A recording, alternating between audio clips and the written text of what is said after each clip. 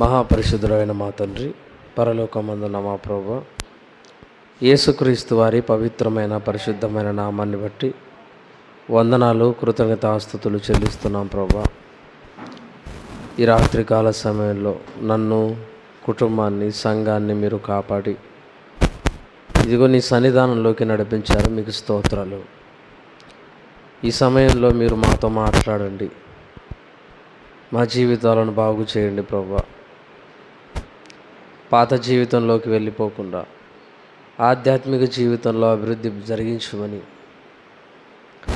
మాకందరికీ వినగల చెవిని, గ్రహించగల మనస్సును దయచేయమని యేసుక్రీస్తు వారి నామంలో ఈ ప్రార్థన అడుగుచున్నాము తండ్రి, ఆమేన్. ప్రభు పేరిట వందనాలు తెలియజేస్తున్నాను ప్రియులారా. పరిశుద్ధ గ్రంథం నుండి గలతీయులకు రాసిన పత్రిక 5వ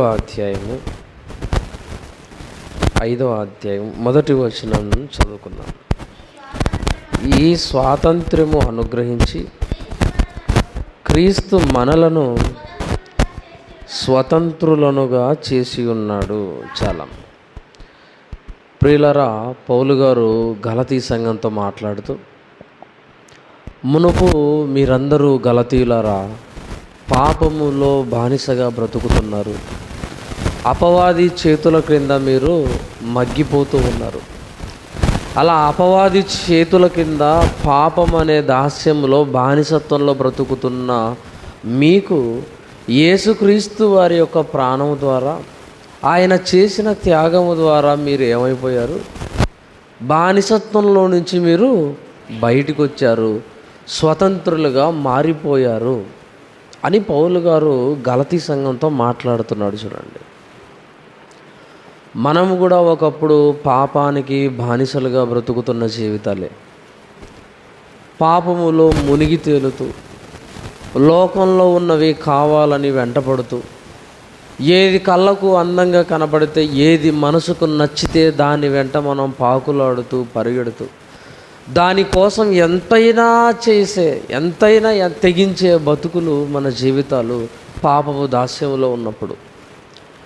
మరి అలాంటి దాస్యంలో నుంచి, అలాంటి పాపపు జీవితంలో నుంచి యేసుక్రీస్తు వారి రక్తం ద్వారా ఈరోజు మనము స్వతంత్రాన్ని సంపాదించుకున్నాం. ఆ పాపం అనే దాస్యపు సంఖ్యలను మనం తెంచుకొని ఇదిగో దేవుడిలో మనము నిలబడగలిగాం. ఆ స్వాతంత్రాన్ని దేవుడు ఇచ్చాడు. పౌలు గారు ఆ గలతీ సంఘంతో మాట్లాడుతున్నాడు, స్వాతంత్రము అని మాట్లాడుతున్నాడు. చూడండి, ఒకప్పుడు మన దేశము బ్రిటిష్ వారి బానిసత్వం కింద ఉండేది. బ్రిటిష్ వారు బానిసత్వంలో ఉంటూ వాళ్ళు ఎలా చెబితే అలా మనం వింటూ ఉన్నాం. ఈ దేశం మనదైనప్పటికీ వాళ్ళు చెప్పినట్టే మనం చేస్తూ ఉన్నాం. వాళ్ళు చెయ్యొద్దంటే చేయకూడదు, చెయ్యాలంటే చెయ్యాలి. అంటే మన దేశం అయినప్పటికీ వాళ్ళ కింద మనం బానిసలుగా బ్రతుకుతున్న బతుకులు. అప్పుడు మనకేమి లేదు, స్వాతంత్రము లేదు, స్వేచ్ఛ లేదు. అందరూ మాట్లాడుకునేది ఏంటంటే, ఆ స్వేచ్ఛ రావటానికి, ఆ స్వాతంత్రం రావటానికి ఎంతోమంది తమ జీవితాలను ఏం చేశారు? త్యాగం చేశారు. ఎంతోమంది తమ దేశ స్వాతంత్రము కోసము ధనాన్ని ఇచ్చిన వాళ్ళు ఉన్నారు, ఆస్తులను అమ్మేసి ఇచ్చిన వాళ్ళు ఉన్నారు, తమ ప్రాణాలను ఇచ్చిన వాళ్ళు ఉన్నారు, భార్య పిల్లల్ని ఈడిచిపెట్టుకొని మరి దేశం కోసం పోరాటం చేసిన వాళ్ళు చాలామంది ఉన్నారండి. అలా ఎంతోమంది ప్రాణాలు పెట్టడం వల్ల, ఎంతోమంది తమ ధనాన్ని, తమ శరీరాన్ని ఇవ్వటం వల్ల ఈరోజు మనం స్వేచ్ఛగా బ్రతుకుతున్నామని మన భారతీయులు మనం మాట్లాడుకుంటున్నాం. స్వేచ్ఛ రావటానికి కారణాన్ని మాట్లాడుకుంటున్నాం. ఈరోజు మనము కూడా ఈ ఆత్మీయతలో మనం పాపం అనే దాస్యంలో నుంచి బయటికి స్వేచ్ఛగా ఇలా ఉండగలుగుతున్నామంటే, ఆ స్వేచ్ఛ వచ్చింది అంటే దాని వెనుక ఎంతో కష్టం ఉంది ప్రియమైన దేవుడు వాళ్ళరా. దాని వెనుక ఎన్నో తలలు తెగిపడ్డాయి. ఈ స్వేచ్ఛను మనం అనుభవిస్తున్నామంటే ఇది ఊరికే రాలేదు ప్రియమైన దేవుడు వాళ్ళరా. యేసుక్రీస్తు వారు త్యాగాన్ని బట్టి, యేసుక్రీస్తు వారు పెట్టినటువంటి ఆ ప్రాణాన్ని బట్టి, ఆ రక్తాన్ని బట్టి ఇదిగో ఈరోజు మనం ఇలా స్వేచ్ఛగా ఉండగలుగుతున్నాం. ఆయన ఏమంటున్నాడంటే, నేను మీకు జీవకిరీటాన్ని సిద్ధం చేశాను, పరలోక రాజ్యంలో మీకోసం జీవకిరీటం ఉంచడానికి నేను ముందే సిద్ధం చేశాను. అయితే మీరు మీ పాపాన్ని బట్టి, మీ బానిసత్వంలో ఉన్న జీవితాన్ని బట్టి మీరు నాకేం పెట్టారు? ముళ్ళ కిరీటాన్ని పెట్టారు. నేను మీకు జీవకిరీటాన్ని సిద్ధం చేసి పెడితే మీరు నాకు ముళ్ళ కిరీటం పెడుతున్నాడు. అయినా నేను దాన్ని సహిస్తాను. మీరు ఆ పాపపు దాస్యములో నుంచి బయటపడాలి, అది నాకు కావాలి. మీరు పాపపు బానిసత్వంలో నుంచి పవిత్రతలోకి మీరు రావాలి. దానికోసం మీరు నాకు ముళ్ళ కిరీటము పెట్టినా కూడా దాన్ని నేను భరిస్తాను అని యేసుక్రీస్తు వారు ముళ్ళ కిరీటం పెడితే ఆయన మన కోసము జీవ కిరీటాన్ని సిద్ధం చేశాడు. అలా ఆయన ప్రాణం పెట్టబట్టే కదండి ఈరోజు మనం ఇంత బాగా ఆత్మీయంగా ఇదిగో ఇక్కడికి పాపములో ఉండవలసిన వారముగా ఉన్నప్పటికీ మారిపోయి ఇలా మందిరంలో మనం కూర్చుంటున్నాం. ఆలోచించండి ఒక్కసారి. ఒకప్పుడు మన జీవితం ఎలా ఉంది, ప్రస్తుతం ఉన్న మన బ్రతుకు ఎలా ఉంది, ఆ జీవితాన్ని ఈ జీవితాన్ని మన కళ్ళ ముందు పెట్టుకొని ఆలోచిస్తే ఒకప్పుడు నా జీవితం ఏమీ బాగలేదు కదా, ఒకప్పుడు నా బ్రతుకంతా ఇలానే ఉంది కదా, కానీ ఇప్పుడు దానికి వ్యతిరేకంగా ఇప్పుడు నా బతుకుంది, నా జీవితం ఉంది, కొత్తగా ఉంది, నూతనత్వం సంపాదించుకుంది. ఇదంతా దేవుడిచ్చిన భిక్షనే కదా అని మీరు ఎప్పుడైనా ఆలోచించారా? చెప్పండి, ఆలోచించారా ప్రియమైన దేవుడు వారలారా? యేసుక్రీస్తు వారు అన్ని చేస్తున్నాడు మన కోసం, అన్ని చేస్తున్నాడంటే అన్ని చేస్తున్నాడు.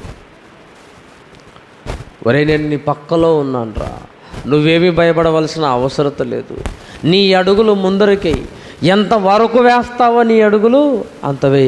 అయితే నువ్వు ఈ పాపంలో ఉండకూడదు, ఈ పాపంలో నుంచి నీ అడుగులు పరలోక మార్గం వైపు సాగాలి అని నీ పక్కనే ఉంటాను, నువ్వు నడువు అని దేవుడు అంటుంటే, యేసుక్రీస్తు వారు అంటుంటే మనుషులు ఏం చేస్తున్నారంటే, నా పక్కన కాదయ్యా నీ పక్కలో నేను బల్లాన్ని పొడుస్తానని ఆయన పక్కలో బల్లాన్ని పొడిచారు ప్రియమైన దేవుడు వాళ్ళరా.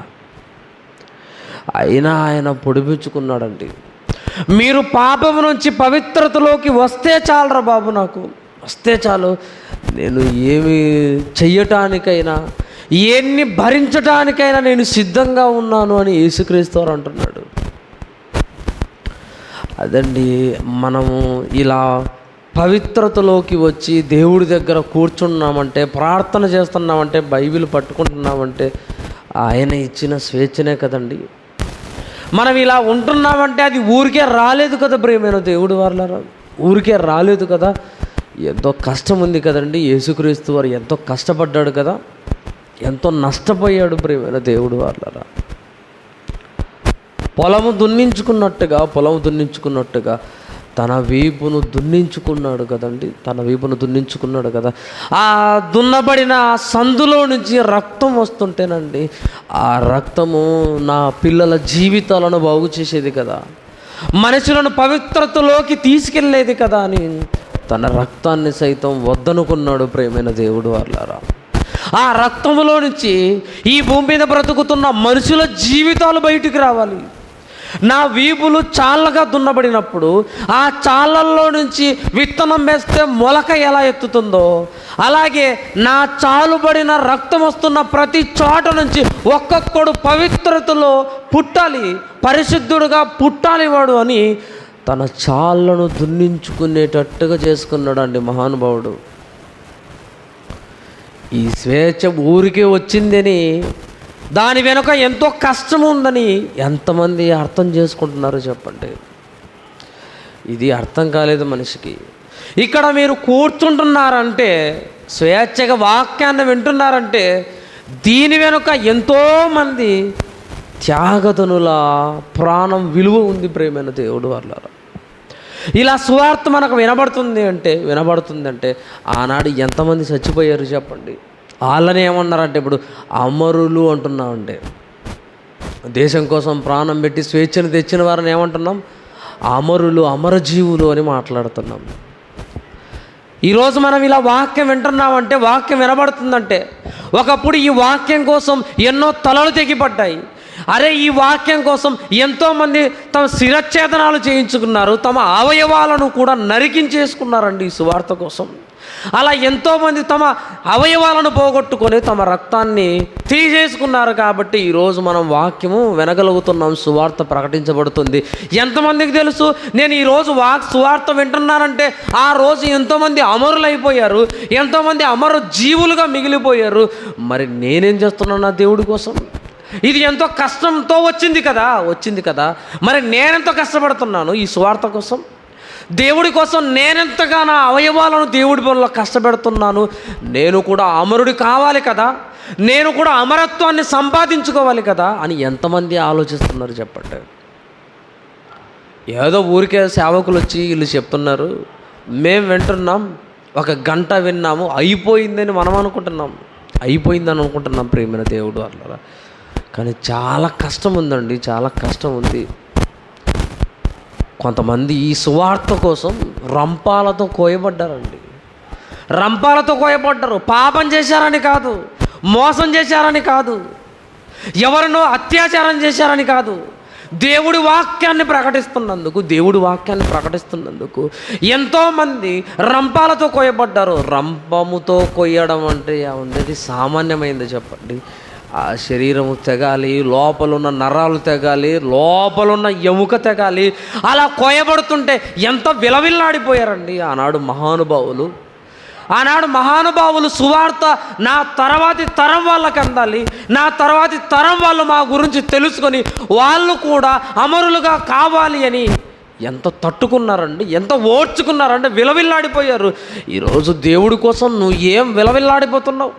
దేవుడి కార్యక్రమం ఆగిపోతే నువ్వు ఆత్మ పరితాపం పట్టలేకుందా? నీకు విలవిల్లాడిపోతున్నావా? అయ్యో దేవుడి పని ఆగిపోయింది కదా అని నీకేమైనా బాధ కలిగిందా చెప్పండి?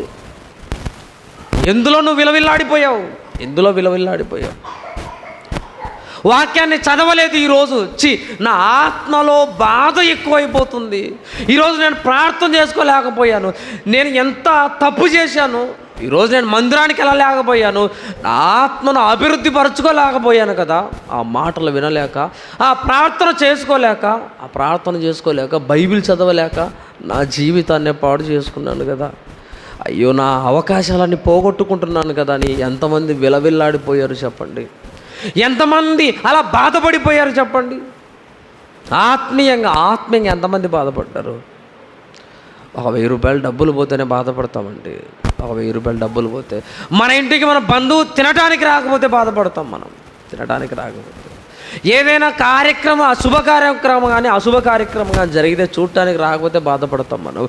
కానీ బైబిల్ ముఖము చూడకుండా నువ్వు ఉన్నప్పుడు ఎప్పుడైనా నీకు విలవిల్లాడిపోయావో చెప్పండి? బాధ కలిగిందా? ప్రార్థన చేసుకోలేదు, అయ్యో నేను ఎంత తప్పు చేశాను, ఈరోజు దేవుడితో నేను మాట్లాడలేకపోయాను అని ఎప్పుడైనా బాధ కలిగిందా చెప్పండి? అలా కలగాలి ప్రేమైన దేవుడు. అలా ఆనాడు ఎంతోమంది ఏమైపోయారు? అమరులుగా మారిపోయారంటే. సువార్త కోసం భార్య పిల్లలను వదిలేసుకున్నవారు ఎంతోమంది ఉన్నారంటే. ఆనాడు అమరజీవులుగా ఉన్నవారు సువార్త కోసం తమ ఇళ్లను కూడా అమ్మేసుకున్న వాళ్ళు ఉన్నారు. సువార్త కోసం ఇలా సువార్త తర్వాతి తరంలోకి నిలబడాలి అని మాతోనే ఇది అంతమైపోకూడదు, మాతోనే ఇది ఇలానే సమాధి కాకూడదు, ఈ సత్యం అనేది ఆకాశం అంత ఎత్తులో ఉండాలి, ఈ సత్యం సమాధి కాకూడదు అని ఆనాడు ఎంతోమంది భార్య పిల్లలను వదిలేసుకున్నారు తమ ప్రాణాల కోసం అండి. తమ ప్రాణాలు దేవుడికే ఇచ్చారు. ఆస్తులను, తమ రక్తాన్ని, తమ అవయవాలను అన్నీ కోల్పోయిన మహానుభావులు ఎంతోమంది ఉన్నారు. నిజంగా అమరజీవులుగా ఉన్నారు ప్రేమైన దేవుడు వాళ్ళరా, అమరజీవులుగా ఉన్నారు.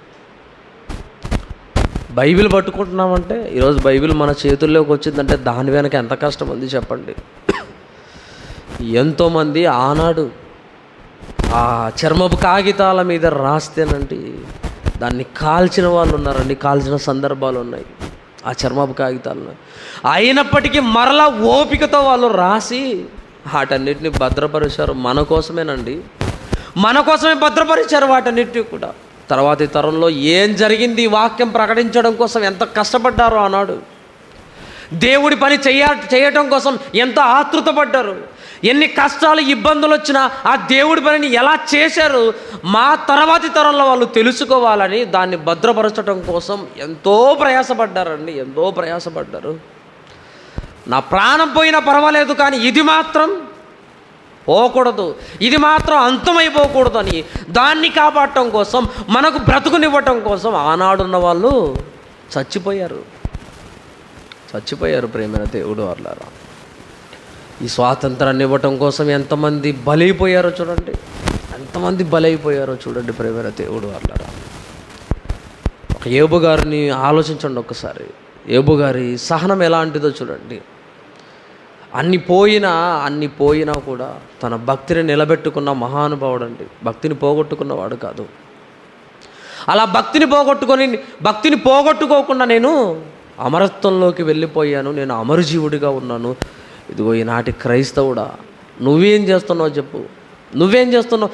చిన్న కష్టం రాగానే ఏంటి దేవా అని నువ్వు మాట్లాడుతున్నావా? చిన్న కష్టం రాగానే అన్ని కష్టాలు వచ్చిన నేనే తట్టుకొని నిలబడినప్పుడు ఏం కష్టాలు ఉన్నాయమ్మా నీకు, నిలబడలేకపోతున్నావు? ఏం ఇబ్బందులు వచ్చాయి? యోబు గారికి అంత కష్టం నీకు వచ్చిందా? యోబు గారికి ఉన్నంత ఇబ్బంది వచ్చిందా నీకు? యోబు గారికి అన్నంత రోగం నీకు వచ్చిందా? మరి ఆయన ఉన్నప్పుడే నిలబడినవాడు, ఏమీ లేవు కదా నీకు రోగాలు, కష్టాలు, ఇబ్బందులు. యోబు గారిలాగా పిల్లలు చచ్చిపోలేదు కదా, ఆస్తి పోలేదు కదా, మరి మనమెంత నిలబడాలి చెప్పండి? మనమెంత నిలబడాలి? అమరత్వాన్ని పొందాలనుకున్నప్పుడు ఊరికే రాదు ప్రేమైన దేవుడు వాళ్ళారా, ఊరికే రాదు. మనకు ఆ హెబ్రీ పత్రికలో చదివితేనండి, ఆ హెబ్రీ పత్రికలో చదివితే ఒక్కొక్కరు ఒక్కొక్క విధంగా చంపబడిన సందర్భాలు. చర్మాలను తీసేస్తానండి, కప్పుకోవడానికి ఏమీ లేక దిగంబరులుగా ఉంటూ ఆ చలికి తట్టుకోలేక ఎక్కడో చెట్లు తొర్రల్లో గుహల్లో తలదాచుకున్నటువంటి వాళ్ళు చాలామంది ఉన్నారండి, భక్తులుగా ఉన్నవాళ్ళు. అయ్యా మేము ఈ కష్టం ఎందుకు పడుతున్నామంటే బట్టలు లేకుండా మేము ఎందుకు తిరుగుతున్నామంటే, మా చర్మాన్ని ఒలిచేసినా కూడా ఆ చలికి తట్టుకొని దానికి ఎలా నిలబడగలుగుతున్నామంటే ఎవరి కోసం అంటే మీకోసమే నిలబడుతున్నాం. మేము ఎలాగూ అమరత్వాన్ని సంపాదించుకుంటాం, మేము ఇలా బతుకుతున్నాం, ఈ బతుకు దేవుడి దగ్గరికి వెళుతుందని మాకు తెలుసు. అమరత్వంలోకి వెళ్ళిపోతాం మేము చచ్చిపోతే. మరి తర్వాత మీరున్నారు కదా, మీరు రావాలి కదా, మీరు కూడా ఇలాంటి పరిస్థితి మీకు వచ్చినప్పుడు ఇలానే మీరు ఉండండి, ఇలాగే మీ మనసులను రాయిగా చేసుకోండి. ఇలా బతికితే మీరు కూడా మా దగ్గరికి అమరత్వంలోకి వస్తారు అని ఆ భక్తులు మనకు చూపిస్తున్నారండి మార్గం. ఆ భక్తులు చూపిస్తున్నారు చూడండి మార్గం మనకు. ఈ తర్వాతి తరములో ఉన్న వారందరి కోసమేనండి ఆనాడు చచ్చిపోయారు. ఏ తప్పు చేశారు ప్రేమైన దేవుడు వాళ్ళరా? ఎవరి భార్యలతో వ్యభిచారం చేశారు చెప్పండి? ఎవరి కూతుర్లను అత్యాచారం చేశారండి? ఎవరి కుటుంబాలను పాడు చేశారు చెప్పండి? ఎవరిని నాశనం చేశారండి? ఏ తప్పు చేయకపోయినా కేవలం దేవుని నమ్ముకున్నారు అన్న ఒక విషయముతోనే, నెపముతోనే ఎంతోమందిని చంపారు కదా. ఈరోజు కూడా జరుగుతున్నాయి కదా ప్రేమైన దేవుడు వాళ్ళారా, ఈరోజు కూడా. అందుకోసమే మీరు అమరత్వాన్ని సంపాదించుకోవాలంటే మాలాగా నిలబడండి అని చెబుతున్నారండి ఆనాడున్న వాళ్ళు. ఒక స్త్రీని నేను రమ్మన్నా కూడా పోకోకుండా నేను ఉండగలిగాను అంటే ఆ రోజు దేవుడి మీద ఉన్న భక్తి.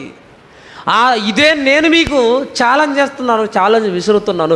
నాలాగా మీరు ఉండగలరా? ఒక స్త్రీ రమ్మన్నా, ఓ పురుషుడు రమ్మన్నా, ఇంకోటి మీకు కనపడినా, మీ కళతో చూసినా, మీ మనసుతో నచ్చింది దాన్ని కావాలని కోరినా కూడా నాలాగా మీరు ఉండగలరా? ఈనాడు క్రైస్తవులుగా ఉంటున్న మీరు. ఆ రోజు నేను చీకొట్టి పారిపోయాను, ఈరోజు మీరు కూడా చీకొట్టి దానికి దూరంగా ఉండగలరా? ఆలోచించండి ఒకసారి అని యోసేపు గారు, ఆనాడున్న అమరత్వాన్ని సంపాదించుకున్న యోసేపు గారు బైబిల్ ద్వారా ఈరోజు మనకు సవాలు విసురుతున్నాడు, మనతో మాట్లాడుతున్నాడు. అలా యోసేపు గారు లాగా భక్తిగా అలాంటి పాడు పనులు చేయకుండా నిలబడగలవా? ఆలోచించండి. మీకు మీరే ప్రశ్న వేసుకోండి ఒకసారి, అలా ప్రశ్న చేసుకుంటే ఖచ్చితంగా అర్థమవుతుంది ప్రేమైన దేవుడు వాళ్ళ.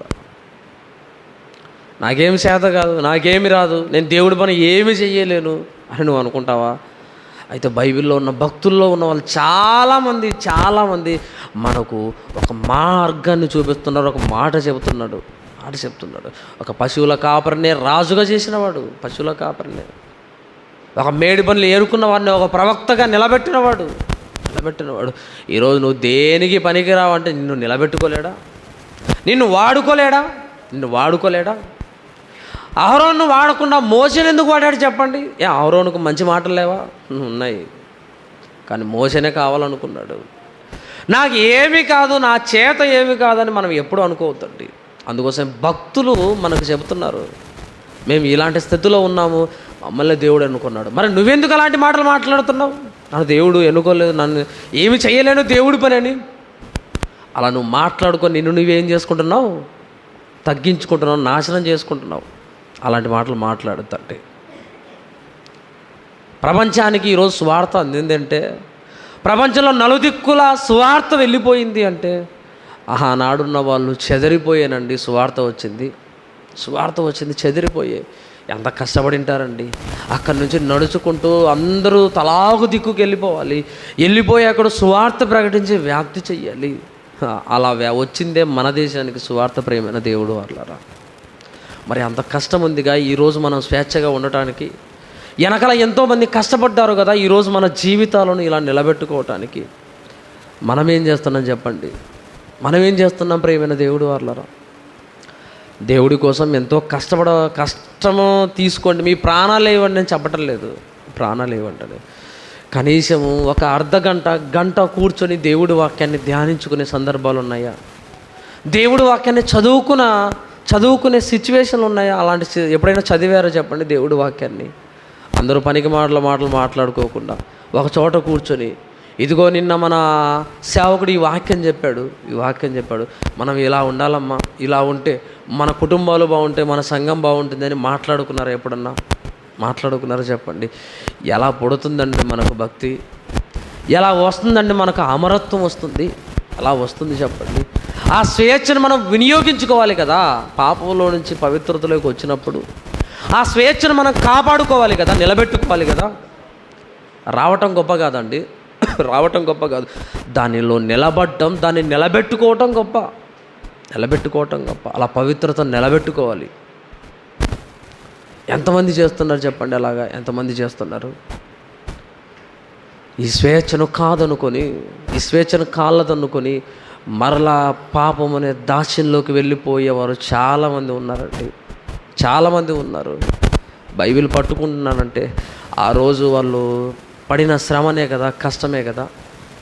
కుటుంబాలను విడిచిపెట్టి కూర్చొని రాసిన వాళ్ళే కదా, ఆ కష్టం తీసుకున్నారు కదా వాళ్ళు. ఈరోజు ఈ ప్రార్థన నా దగ్గరకు వచ్చిందంటే ఆ రోజు ఎంతోమంది శ్రమ పడితేనే కదా ప్రార్థన అనేది నాకు వచ్చింది.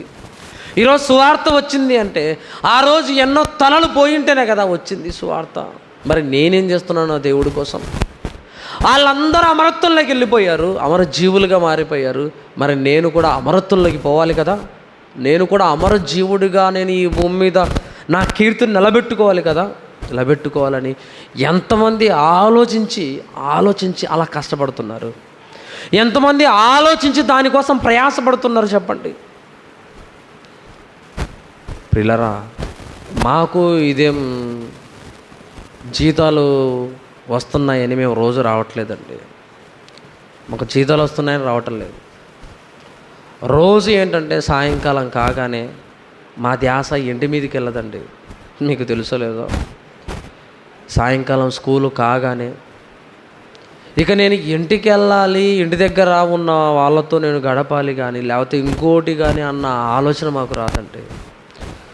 సాయంకాలం కాగానే ఏదో రోజు పనికి వెళ్తున్నట్టుగా వెంటనే ఇంకా కొత్తపల్లికి వచ్చేది, అక్కడి నుంచి సువార్తకు వెళ్ళిపోయేది. స్కూల్ అయిపోయిన వెంటనే మా మనసు ఎందుకు అక్కడికి వెళ్ళటం లేదు అంటే, స్కూల్ అయిపోయినాక మేము పెట్టుకున్న అలారం ఏంటంటే వెంటనే మాకు అలారం మోగుతుంది సువార్తకు వెళ్ళాలి అని.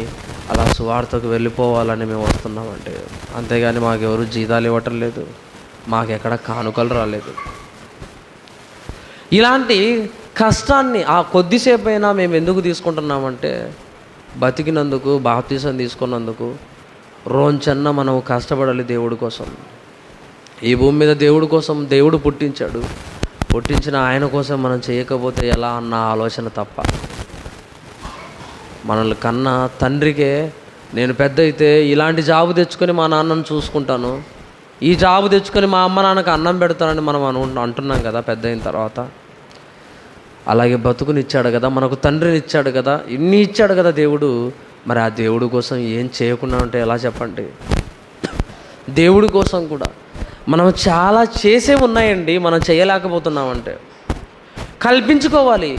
ఏంటి ఎవరిస్తారు, ఎక్కడుంటాయని మనం అడిగితే ఎలా చెప్పండి? కల్పించుకొని చెయ్యాలంటే ఇవి దేవుడి పనులు. బైబిల్ చదవాలి ఆ టైంలో లేదు, అయినా నీకు చదవలేకుండా ఉన్నప్పటికీ చదవాలి. ప్రార్థన చేసుకోవాలని నీకు రాలేదు, అయినా నువ్వు చేసుకోవాలి లేకున్నా కూడా. ఇలా కల్పించుకొని దేవుడి పని చెయ్యాలండి. ఎవరో వచ్చి నువ్వు చెయ్యి అంటేనే కాదు, మనకు మనం కల్పించుకొని చెయ్యాలి దేవుడి పని. అలా చేస్తేనే కదండి మన జీవితాలు అమరత్వంలోకి వెళ్ళిపోతాయి. ఆయన మాత్రమే సమీపింపరాని తేజస్సులో అమరత్వం గలవాడై ఉన్నాడు కదా. నేను అమరత్వంలో ఉన్నాను. నాలో నుంచి వెళ్ళిపోయిన భూమి మీద బ్రతుకుతున్న పిల్లలు కూడా నాలోకే రావాలి, ఇక్కడలే అమరత్వంలో వాళ్ళు జీవించాలి అన్నది దేవుడి కోరిక అండి. దేవుడి కోరిక మనం కూడా అమరులుగా ఉండాలి. అమరులుగా ఉండడం అంటే ముందు బతికిన వాళ్ళ జీవితాలను చూడండి ఒకసారి. వాళ్ళందరూ మనకు బైబిల్ రూపంలో పెట్టి వెళ్ళారండి. వాళ్ళందరూ ఇదిగో యోసేపు అని నేను ఇలా బతికాను, యోబు అని నేను ఇలా బతికాను, మోషే అని నేను ఇలా బతికాను, దావీదు అని నేను ఇలా బతికాను, ఎజ్రా, యెహెమ్యా, ఎస్తేరు, యోబు, వీళ్ళందరూ మేము ఇలా బతికాము, మేము అమరత్వంలోకి వెళ్ళిపోయాం, మీరు కూడా అమరులు కావాలి అంటే ఇలానే బతకండి మీరే వెళ్తారు అని మార్గదర్శకంగా పెట్టిపోయారు. చూడండి, కొత్త నిబంధనలోకి వస్తే పౌలు గారిని మార్గదర్శకంగా పెట్టుకోండి, జీవితాలు బాగుంటాయి. పౌలు గారి జీవితం ఆదర్శం సువార్త పనిలో. అక్కడ శ్రమలు ఉంటాయనే కాదు, శ్రమలు ఉన్నాయని మీరు బాధపడుతున్నారు, శ్రమలు ఉంటాయని మీరు కష్టం ఉంటుందని మీరు బాధపడుతున్నారు. కానీ శ్రమలతో పాటు నేను దేనికి సిద్ధపడ్డాను? చావు కోసమే సిద్ధపడ్డాను. నేను చావటానికే అక్కడికి వెళ్తున్నాను అని చెబితే అక్కడ ఉన్న వాళ్ళందరూ బాధపడుతున్నారు. చూసారా, బాధపడుతున్నారు. ఈరోజు ఆ కాలంలో ఉన్న ఆయన ఎన్ని చేస్తే ఈ కాలంలో ప్రతి ఒక్క ద్వారా మనకు సువార్త అందుతుంది కదా.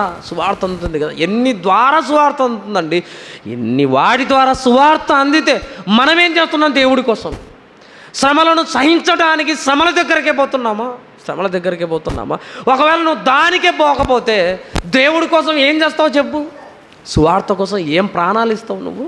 నీ సహోదరుల కోసం ఏం ప్రాణం పెడతావు? శ్రమలే సహించలేని వాడివి నీ ప్రాణము తీస్తాము అంటే నువ్వు సహించగలవా? సహించలేడు. పౌలు గారిని ఆదర్శంగా పెట్టుకోండి, బతకట్టి. ఎంతమంది అండి అమరజీవులుగా ఉన్నవాళ్ళు మనకు కళ్ళ ముందు ఉన్నారు. వాళ్ళ ఫోటోలు లేవు కానీ ఫోటోలు ఉంటేనండి ప్రతిరోజు ఇదిగో ఈయననే మీకోసం చచ్చిపోయింది, ఈయననే ఈ పత్రిక రాశాడు, ఈ పత్రిక రాసి చచ్చిపోయాడు మనం బాగుండాలని. ఈయనే ఇష్టానుసారుడిగా బతికిన మహానుభావుడు, ఇదిగో ఈయనను చూసి నేర్చుకోండి. ఈయననే దేవుడికి స్నేహితుడు అని అబ్రాహాము గారిని చూపించి, వాళ్ళ ఫోటోలను చూపించి రోజు వాళ్ళని గురించి జ్ఞాపకము చేసుకుంటూ ఉండేవాళ్ళం. మన తండ్రి చచ్చిపోయినప్పుడు, మన అబ్బ చచ్చిపోయినప్పుడు, కొడుకు చచ్చిపోయినప్పుడు ఆ ఫోటోలు అలా తగిలించుకొని వాళ్ళని చూసినప్పుడల్లా ఈడుంటే బాగుండింది, మా నాన్న ఉంటే బాగుండిందని మనం ఎలా అనుకుంటామో, అలాగే ఈ పౌలు గారు ఈ కాలంలో ఉంటే ఆయన ఎంటంబడి వెళ్ళి సువార్త చేసేవాళ్ళం, మా ప్రాణాలు ఇచ్చేవాళ్ళం.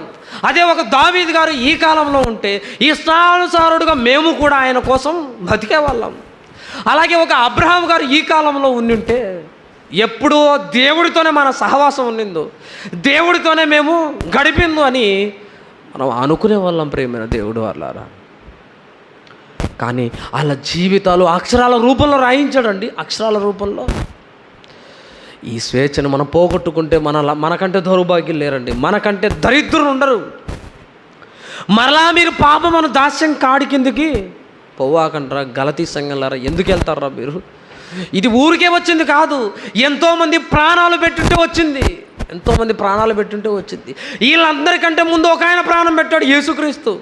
ఆయన ప్రాణం పెట్టుంటే ఆయన్ని చూసి మిగతా వాళ్ళు ఆయనే పెట్టాడు కదా, నేను పెడితే ఏంటి నా వాళ్ళ కోసం, నా సేవ కోసం అని వాళ్ళు ప్రాణం పెట్టారు. ఇది ఊరికే వచ్చింది కాదు, మీరు దీన్ని పోగొట్టుకోవాకండి.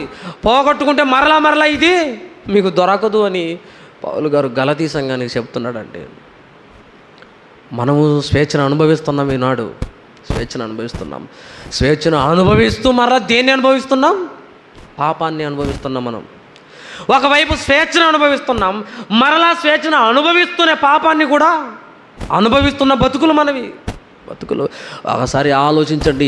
ఈ స్వేచ్ఛ దుర్వినియోగం అయిపోతుందేమో, ఈ బానిసత్వంలోకి మరలా వెళ్ళిపోతున్నావేమో ఒక్కసారి ఆలోచించుకోండి. ఒకవేళ వెళ్ళిపోతున్నావా, వెనక్కి తిరిగి వచ్చేసి మరలా నువ్వు దేవుడిలో నిలబడు. ఈ స్వేచ్ఛను కాపాడుకో. మరలా దాని కిందికి పోతే నిన్ను స్వేచ్ఛలోకి తీసుకురావడం ఎవరి తరము కాదు ప్రేమైన దేవుడు వర్లరా. అందుకోసమే మనము మరలా ఆ పాపం అనే దాస్యములోనికి వెళ్ళిపోకూడదు. సువార్త చెబుతూ వాక్యాన్ని ప్రకటిస్తూ అనేక మందిని నువ్వు దేవుడిలోకి నడిపిస్తూ నువ్వే తప్పు చేసావనుకోండి, మనమే పాపం చేసామనుకోండి, దేవుడు ఏమంటాడంటే, ఒరే ఎంతోమందిని మార్గదర్శకులుగా ఉన్నారని చెప్పారు కదా, ఎంతోమంది సువార్త చెబుతూనే తన ప్రాణాలు పోగొట్టుకున్న వాళ్ళు ఉన్నారు కదా, అలా సువార్త చెబుతుంటేనే దెబ్బలు తిన్న వాళ్ళు, తలలు నరికించుకున్న వాళ్ళు ఉన్నారు కదా. ఒరే మరి నీ జీవితం ఏంట్రా ఇలా అయిపోయింది, నీ బతుకేంట్రా ఇలా అయిపోయింది అని దేవుడు మనల్ని ప్రశ్న అడగకూడదు ప్రియమైన దేవుడు వర్లారా. మనం చచ్చిపోయిన వెంటనే నాయన ఇదిగో అమరత్వాన్ని నువ్వు సంపాదించుకో, నా దగ్గరికి రాని దేవుడు మనల్ని పిలవాలి తప్ప చచ్చిపోయిన తర్వాత దేవుడికి ప్రశ్న రాకూడదు. మన ముందర మనం నిలబడినప్పుడు దేవుడు ప్రశ్న వేయకూడదు. నువ్వు ఇవి చేశావా అని అడగకూడదండి. నువ్వు చెయ్యలేదు, నువ్వు పవిత్రుడివి, ఇది నీదే అని చెప్పాలి. అలా ఉండాలండి మనం, అలా మన జీవితాలు ఉండాలి. బైబిల్ చదువుతూనే, పాటలు పాడుతూనే, ప్రార్థన చేస్తూనే, దేవుడి కార్యక్రమాల్లో ఉంటూనే నువ్వు మరలా ఏం చేస్తున్నావు అనుకో, పాపం చేస్తున్నావు అనుకో. ఒరే బైబిల్ పట్టుకున్న నువ్వు ఆ బైబిల్ నీ చేతిలోకి ఎలా వచ్చింది అనుకుంటున్నావమ్మా? ఎంతోమంది ప్రాణం పెట్టారు దానికోసం, ఎంతోమంది కష్టపడ్డారు, ఎన్నో అవమానాలు భరించారు, నిందలు భరించారు.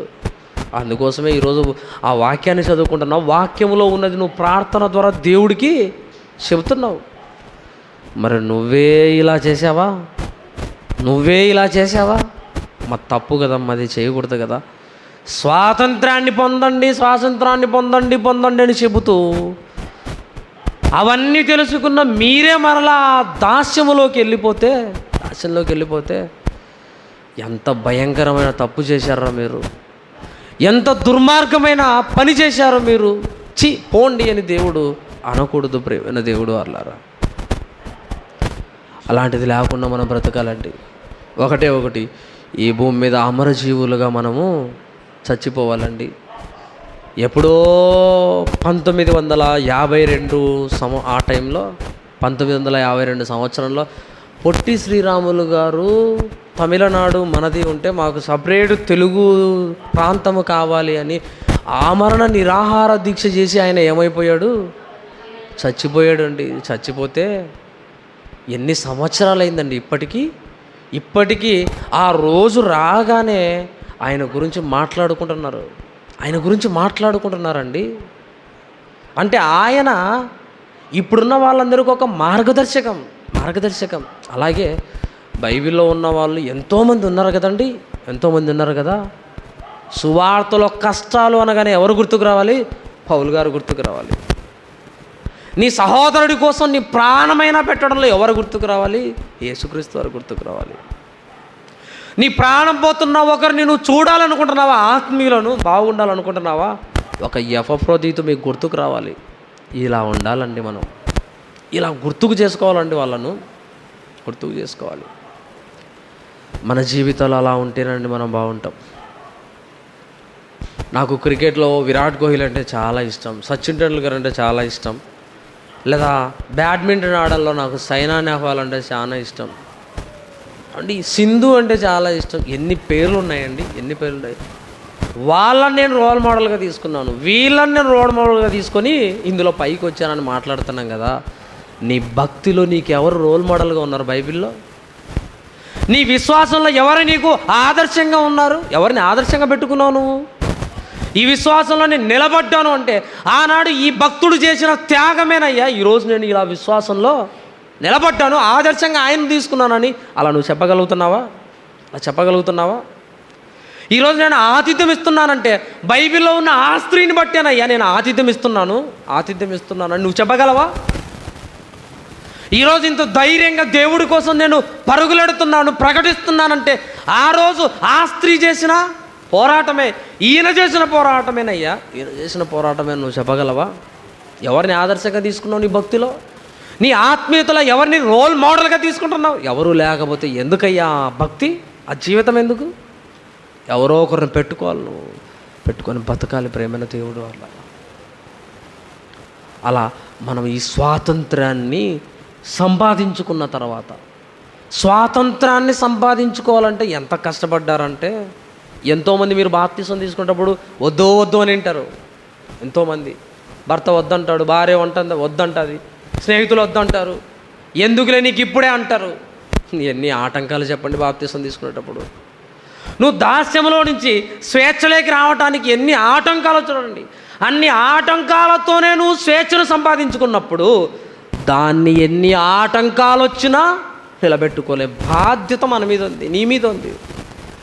ఎన్ని ఆటంకాలు వచ్చినా, బాప్తిసం తీసుకున్నప్పుడు వచ్చే అవమానాల కంటే, మాటల కంటే తీసుకున్న తర్వాత వచ్చే మాటలు, అవమానాలు, నిందలు చాలా ఎక్కువ. అప్పుడు నిలబడ్డావో నువ్వు అమరత్వాన్ని సంపాదించుకుంటావు. కనుక ప్రియులారా, అలా స్వేచ్ఛను మనం సంపాదించుకున్నాక ఆ స్వేచ్ఛలో నుంచి దేవుడిలోకి మనం వెళ్ళటానికి కష్టపడాలి ఈ భూమి మీద. అలా కష్టపడండి, బైబిల్ చదవడంలో కష్టపడండి, ప్రార్థన చేయడంలో కష్టపడండి, వాక్యం చెప్పడంలో కష్టపడండి, దేవుడి కార్యక్రమాల్లో వెళ్ళటంలో కష్టపడండి, ఆ కార్యక్రమాలు చేయటంలో కష్టపడండి, ఆతిథ్యం ఇవ్వడంలో కష్టపడండి, ఆర్థికంగా మీరు సహాయం చేయడంలో కష్టపడండి. మీకు మీరే చేసుకోండి. ప్రార్థనకు వచ్చే వాళ్ళు ఎవరైనా ఇబ్బందుల్లో ఉన్నారా? ఇబ్బందుల్లో ఉన్నప్పుడు వెళ్ళండి, వారికి సహాయం చెయ్యండి, తలా ఒక చెయ్యి వేయండి. అలా జీవితాలు బాగుంటాయి ప్రేమైన దేవుడు వాళ్ళరా. వరదలు వచ్చే విజయవాడలో వరదలు వస్తే ఎంతమంది డబ్బులు ఇస్తున్నారు చెప్పండి? ఎవరెవరండి వాళ్ళు? ఎవరెవరికండి? బంధువులా, రక్త సంబంధికులా చెప్పండి? ఒక అమ్మాయి తాను దాచుకున్న డబ్బులు 10వ తరగతి అమ్మాయి ఇచ్చేసిందండి. వాళ్ళకు ఆ అమ్మాయికి ఏం సంబంధం లేకపోయినా ఇస్తూ ఉన్నప్పుడు ఇక్కడ ఆత్మ సంబంధం ఉంది కదా. ఒకే ఊరిలో ఉన్నారు కదా. ఆ జ్వరం వస్తే అందరూ వెళ్ళి ప్రార్థన చేసి, ఇదిగోనయ్యా ఇది హాస్పిటల్ ఖర్చులు పెట్టుకో, ఇదిగోనమ్మా ఇది దీనికి పెట్టుకొని ఎవరైనా ఇవ్వగలిగారా? ఎప్పుడైనా ఇచ్చారా చెప్పండి? అలాంటిది ఉండాలి కదా ప్రేమైన దేవుడు వాళ్ళరా. సహాయం చేసుకోండి. వీళ్ళు నిజంగా క్రైస్తవులరా, స్వాతంత్రంలోకి వచ్చిన వాళ్ళని తెలుసుకోవాలంటే ఇలాంటి కార్యక్రమాల ద్వారానే మనము తెలుపబడతాం. కనుక జ్ఞాపకం చేసుకోండి, వీటన్నిటిలో మనం బాగా ఉండాలి. స్వార్థ వాక్యాన్ని వినబడుతున్నప్పుడు నిర్లక్ష్యం చేయొద్దండి. దాని వెనుక ఎంతో రక్తం పారిపోయింది ప్రేమైన దేవుడు వల్ల. ఎంతోమంది భక్తుల శరీరాలలో నుంచి తెగితేనండి ఏరులుగా పారిపోయింది. ఈ రక్తం అంతా వాళ్ళు చూస్తూ ఉన్నప్పుడు, అలా ప్రాణం గిలగిల కొట్టుకుంటున్నప్పుడు అండి వాళ్ళకు ఒకటేనండి, నేను దేవుడి దగ్గరికి వెళ్తున్నానన్న ఆలోచనే ఉంది. మా తర్వాత నా తమ్ముళ్ళు, నా చెల్లెళ్ళు, మా వాళ్ళందరూ రాబోతున్నారు. వాళ్ళకు ఈ రక్తం వాళ్ళకు ఉపయోగపడుతుంది, వాళ్ళను బతికిస్తుందని వాళ్ళ మనసుల్లో ఉంది. అలాంటప్పుడు నేను నిర్లక్ష్యం చేస్తే ఎలా? అలాంటప్పుడు దీన్ని నిన్ను పాడు చేస్తే ఎలా? అమ్మో వద్దు, దీన్ని నిలబెట్టుకోవాలన్న ఆలోచన రావాలంటే. కనుక ప్రియులారా, ప్రతి ఒక్కరూ ఈ విషయాలన్నీ గుర్తుపెట్టుకుని దేవుడి కోసం బ్రతకండి. దేవుడు తన వాక్యాన్ని దీవించును గాక. ప్రార్థన చేసుకుందాం. అందరూ మోకరించండి. మన మధ్యలో